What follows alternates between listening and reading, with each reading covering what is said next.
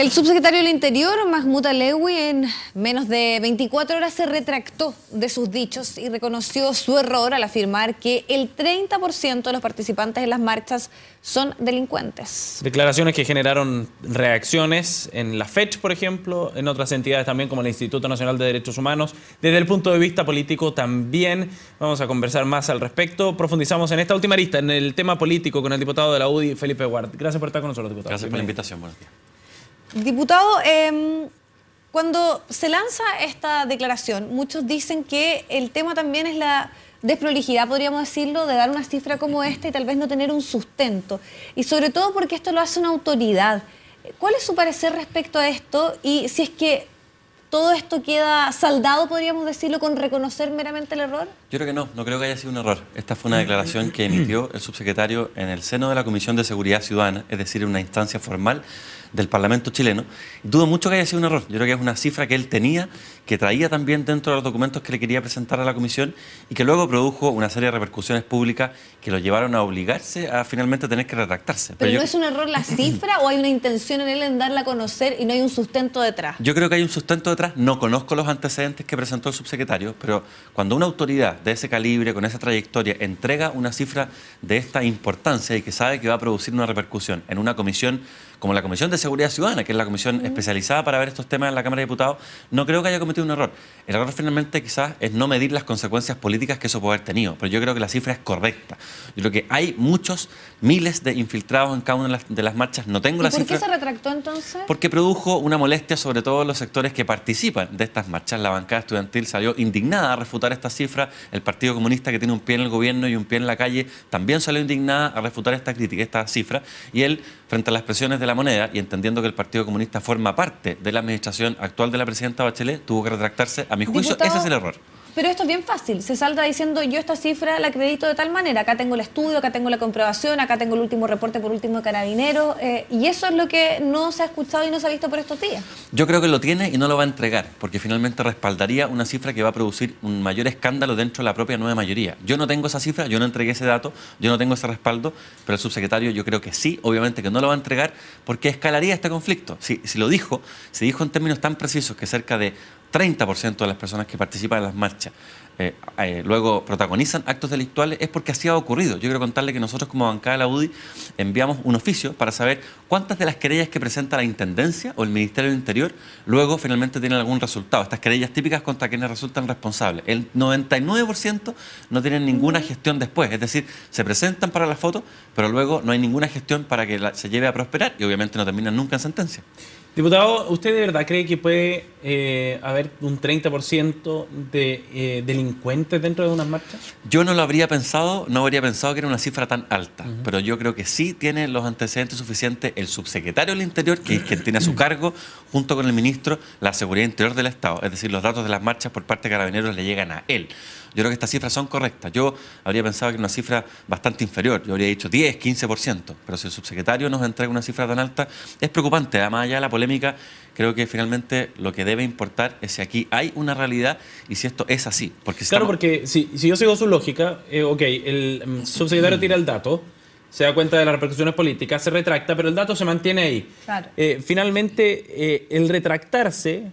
pese a que evidentemente un dato como ese genera mucha repercusión, el retractarse lo lleva a, de alguna manera, obviar su trabajo, su rol como subsecretario del Interior, o sea, hacerse leso, por decirlo un buen chileno, si es que ese dato efectivamente fuese real.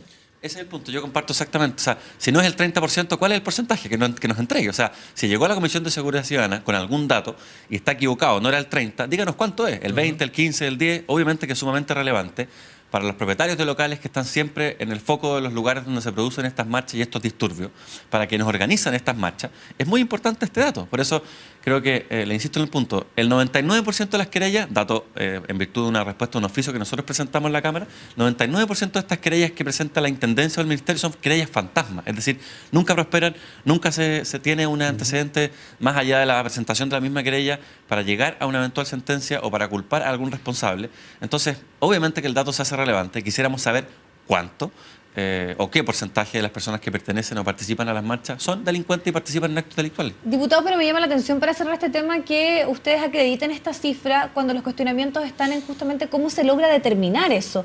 Porque hay gente que ha dicho, hagamos un ejercicio sencillo, o sea, si una marcha tiene 100.000 personas en las calles, significa que 30.000 son delincuentes, no deja de ser una cifra muy alta.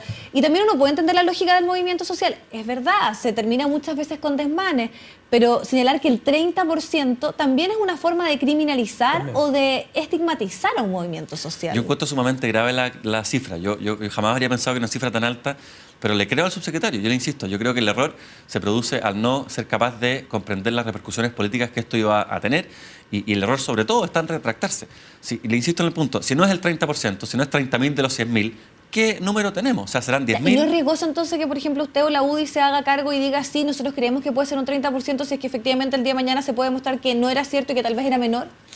Yo creo que no. Yo creo que la cifra entregada por el subsecretario del Interior, que es después del ministro del Interior, la autoridad más alta en materia de protección de la ciudadanía respecto de actos delictuales, si entrega esa cifra es por algo. Yo insisto, creo que la cifra es verdadera y si no es un 30%, se acerca a un 30%. Yo no digo que 30.000 de los 100.000 tengan prontuario, pero sí se quedan después del término de la marcha, protagonizando desmanes, enfrentándose a carabineros. Eso es un acto delictual. Y si el Ministerio del Interior dice que un tercio lo hace, bueno, si no es así y se retractó, díganos qué porcentaje lo hace.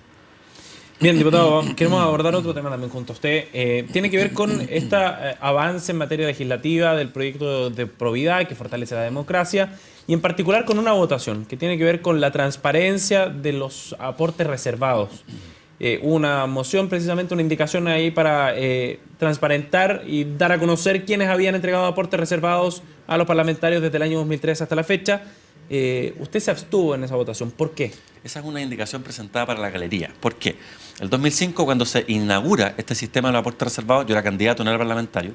La idea detrás, y en la que estuvieron todos justamente respaldando, incluso la presidenta de la República, candidata en esa época, era que existiera una distancia entre los aportes y la persona que recibe esos aportes. ¿Para qué? Para que el día de mañana un parlamentario que está sentado en el Congreso no pueda recibir una llamada por teléfono de un aportante y decirle, mira, te aporté 2 millones de pesos, por lo tanto vota esta determinada ley de esta determinada forma. Eso hoy día no puede ocurrir porque existe una distancia y existe una reserva. Es decir, nadie me puede llamar a mí y decirme, te aporté esta cantidad de plata porque no tiene cómo demostrarlo. Pero hay un mecanismo ahí que administra el CERVEL esos montos precisamente para... Mire, y para serle totalmente franco, existe una noción respecto de quién nos puede haber aportado, pero no existe certeza y no hay forma de demostrarlo. Esos son los aportes reservados. Sí. Entonces, si nosotros eliminamos ese sistema para adelante, me parece bien.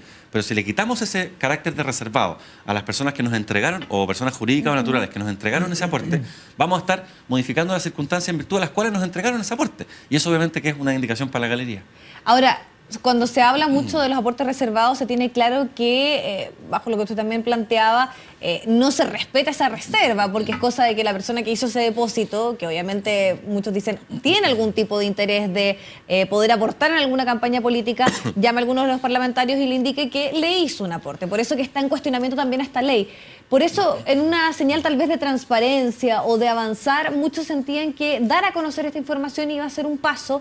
Y por eso hacia la ciudadanía, sobre todo. Claro, que gran parte de los parlamentarios que hemos escuchado por este último tiempo, todos estar de acuerdo en avanzar en un mejor sistema político, en mayor transparencia, una mejor forma de tener una democracia más sana, podríamos decirlo, hayan en su gran mayoría estado en contra de esta opción. Hoy día el solo hecho de ser diputado ya implica una sospecha en contra nuestra.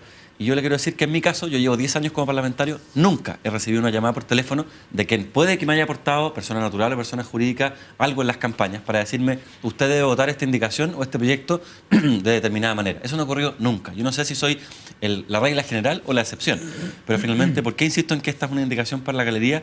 Porque está modificando las circunstancias en virtud de las cuales hubo personas que nos aportaron tiempo atrás. Pero eso para adelante tiene que cambiar, estamos de acuerdo. Los aportes reservados cumplieron un ciclo, quien más recibe aportes reservados es el actual presidente de la República, quien celebró en su época estos aportes, pero la ciudadanía exige estándares distintos y estamos a la altura. Pero, diputado, en ese sentido, el objetivo del aporte reservado, más que resguardar la identidad de quien aportaba, era evitar precisamente alguna situación de cohecho. Es decir, que un diputado o candidato no pudiera saber que tal empresa X le donó X monto y evitar, como decía, la figura de un eventual cohecho, más que proteger la identidad solamente. Por tanto, no se estaría, es cierto, se cambian las circunstancias en las que se entregó el aporte, pero no se vulnera el derecho a secreto, digamos, a resguardo de identidad del aportante. Mire, las personas naturales o jurídicas que hicieron esos aportes lo hicieron en virtud de la ley que estaba en ese momento existente. Y existe toda una garantía constitucional en torno a eso. Si modificamos eso para adelante, a mí me parece bien. Yo creo que los aportes reservados cumplieron un ciclo y hay que echarlos a la basura porque ya no funcionan más. Y si no hay nada que temer, si es que efectivamente ninguna de estas personas que hizo esos aportes reservados no ejercieron ningún tipo de presión, ¿por qué no se transparenta, quiero decir? Y eso es fácil, uno va también y puede ir a las sesiones y ver en qué materia se legisló, se votó de tal manera y si coincide o no con que alguna de esas empresas le habría hecho o no un aporte a algún parlamentario. Mire, puede ser, yo estoy abierto a la discusión, me pareció que lo razonable era no aprobarla, pero yo creo que, y no aventurando un juicio, quienes más saldrían perjudicados son las personas de la nueva mayoría que se jactan de tener una distancia mucho más grande supuestamente que la centro-derecha respecto al empresariado, respecto a los intereses económicos de este país, y nos encontraríamos con la sorpresa de que muchas de estas grandes empresas aportan principalmente a la nueva mayoría. Esa es una suposición. Yo no tengo cómo demostrarlo, pero tengo una tincada en buen chileno de que sería así. Por eso obviamente hubo muchas abstenciones y votos en contra de parlamentarios de la nueva mayoría. Diputado, hace una semana la presidenta Bachelet marcó un hito en su gobierno, comenzó de alguna forma el llamado segundo tiempo con este discurso cuando encabeza este Consejo de Gabinete ampliado de ministros y cambia para algunos el rumbo con el que se llevaba hasta ahora la administración. ¿Usted ha notado efectivamente un cambio desde el punto de vista legislativo? ¿Y cómo eso va a determinar también el actuar de la oposición en ese sentido? No todavía. Nosotros notamos un cambio. Yo personalmente noté un cambio como parlamentario con la llegada del nuevo ministro del Interior. Creo que se abren expectativas muy buenas. Creo que hay oportunidades de lograr acuerdos mucho más moderados, que son lo que requiere el país. Pero en materia legislativa no ha habido un cambio. Nosotros no hemos notado la disposición, por ejemplo, planteada por los presidentes de los partidos de la Alianza ayer o hoy día, a generar una propuesta para reformar o plantear una propuesta de reforma a lo que fue la reforma tributaria, valga la redundancia. Esta es una mala reforma que está trayendo consecuencias. Ya nos damos cuenta que ni siquiera servía para financiar los proyectos de educación, porque ahora la presidenta nos dice que sin crecimiento, palabra nueva para la izquierda, no existe la posibilidad de tener gratuidad en la educación. Cuando tiempo atrás nos decían que con la reforma tributaria bastaba. Entonces, creo que una propuesta de modificación a la reforma tributaria sería un paso en el sentido que estamos conversando, de que hay un giro hacia la humildad, un giro hacia la moderación y comprender que la nueva mayoría o la presidenta de la República no es solamente presidenta de un conglomerado, sino que es presidenta de todos los chilenos. Creo que le haría bien al país, le haría bien al gobierno, que se produjera ese giro legislativo. Yo por lo menos hasta ahora no lo he visto. Diputado, le queremos agradecer muchísimo su tiempo y esta conversación con nosotros acá. Gracias por la invitación. Buen fin de semana. Gracias. Chao.